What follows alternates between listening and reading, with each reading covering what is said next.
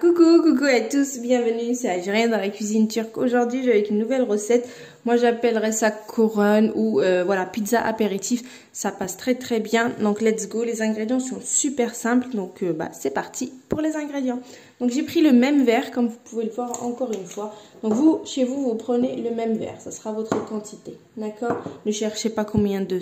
Enfin, moi, il fait 220 ml. Mais s'il fait 100, ça sera 100. D'accord? Donc, 2 verres de farine. D'accord?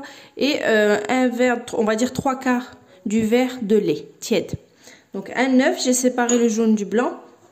Ici, j'ai une cuillère à café de sucre, une cuillère à café de sel, 3 cuillères à soupe d'huile et bien sûr du thym et de la levure donc boulangère 10 grammes.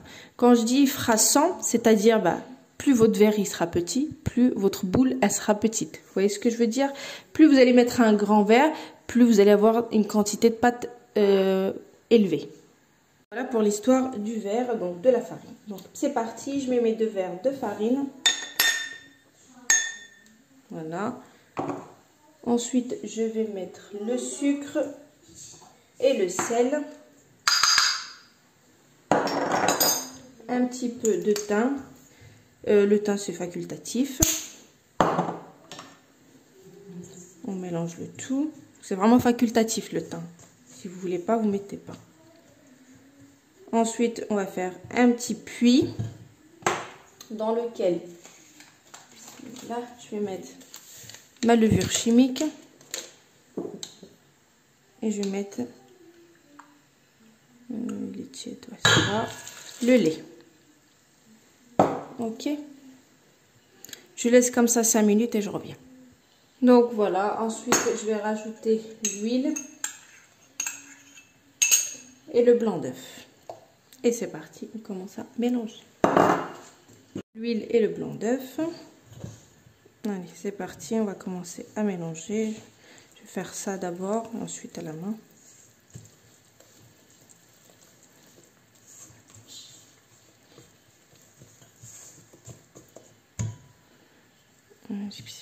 La farine, il faut qu'elle soit à côté de vous, donc il se pourrait que vous avez besoin de juste un tout petit peu. Pas beaucoup, mais vraiment léger. Ouais, vraiment très léger.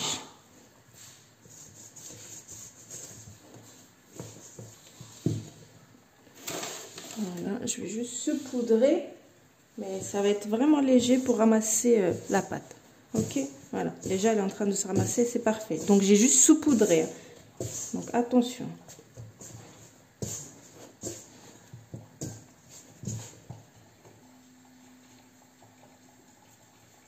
Donc voilà, en saupoudrant, ça m'a donné ça. Donc là, je vais juste la travailler un petit peu, histoire de bien mélanger. Vous voyez, il faut qu'elle soit comme ça. Vous voyez? Donc là, je vais la travailler un petit peu. Donc ma pâte, elle est parfaite. Je l'ai bien travaillée. Elle est nickel. Regardez. Voilà, 2-3 minutes comme ça, par-ci, par-là. Donc là, je la mets là-dedans et je la laisse bien se reposer, bien doubler de volume, etc. Et en attendant, vous allez préparer votre farce. La farce, c'est à vous de voir. Moi, je vais prendre du blanc de poulet que j'avais congelé, que j'avais déjà mariné au curry. Donc avec un petit peu de fromage. On verra si je mets des poivrons ou autre. Et ensuite, c'est tout. Après, vous pouvez mettre du thon, de la viande hachée, du soutiouk, vraiment ce que vous voulez. Moi je vous donne vraiment ma farce. Voilà, la beauté elle a bien poussé, donc c'est parfait. Vous pouvez le voir, j'ai laissé franchement 1 heure à peu près. Voilà, tant qu'on aime, voilà, on avait pris notre petit carvalto et tout, donc là c'est parfait. Donc là on va commencer à l'ouvrir. Vous farinez un tout petit peu votre plan de travail, ça pas besoin de le dire. Voilà. Et on va l'ouvrir en forme arrondie. Donc tout dépend de la quantité du verre, donc forcément que vous avez fait en pâte. Et tout dépendra de votre plateau. Donc essayez de faire grosso modo, voilà, à vue d'œil. Donc je prends mon plat et ma pâte. Et bien sûr, on va la rentrer dans notre plat. Bon, mon plat il est assez grand, après, comme je dis, ça dépendra de votre boule. Hein. Voilà, parfait.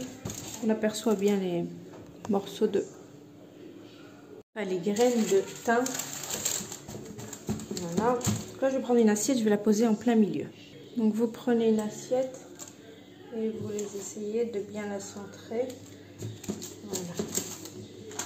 On va prendre notre sauce tomate. Vous prenez une sauce tomate spéciale pizza. Moi, je l'ai pris du boulot, je ne vais pas vous cacher. Donc, je vais faire tout le tour comme ça.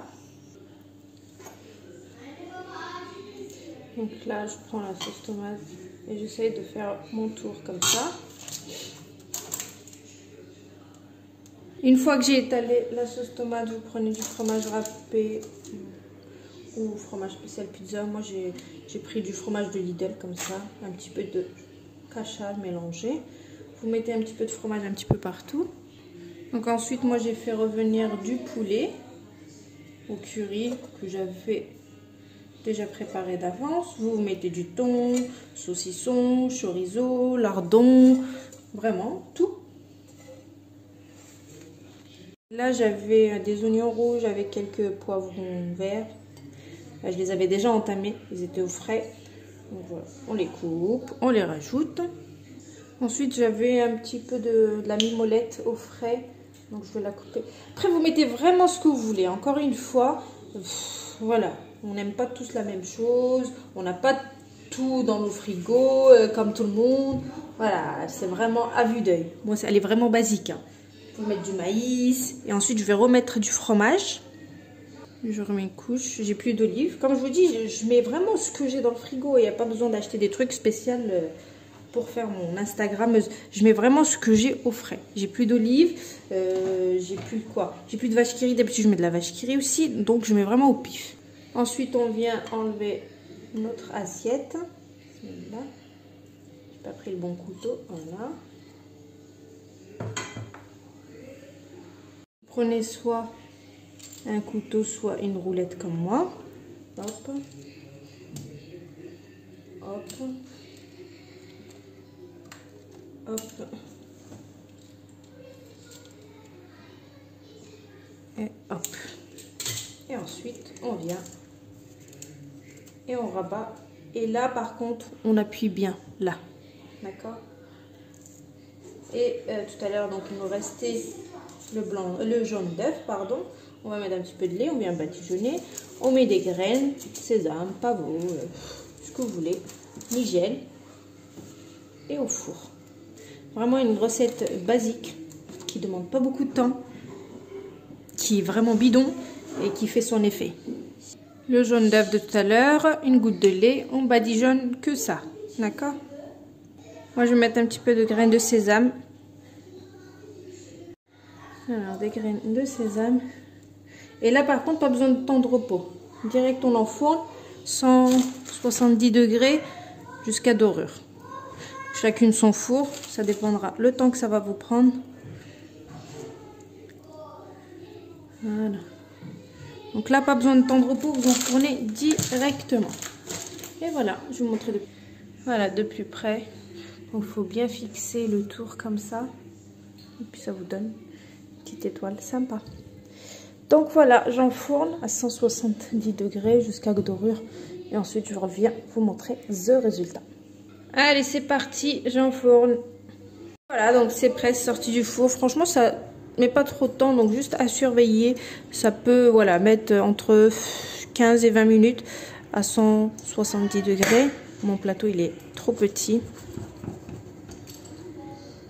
On va la pousser un petit peu histoire de la couper. Je vais vous montrer la recette, elle est super simple. Regardez la cuisson. Parfaite. En bas également, nickel. Voilà.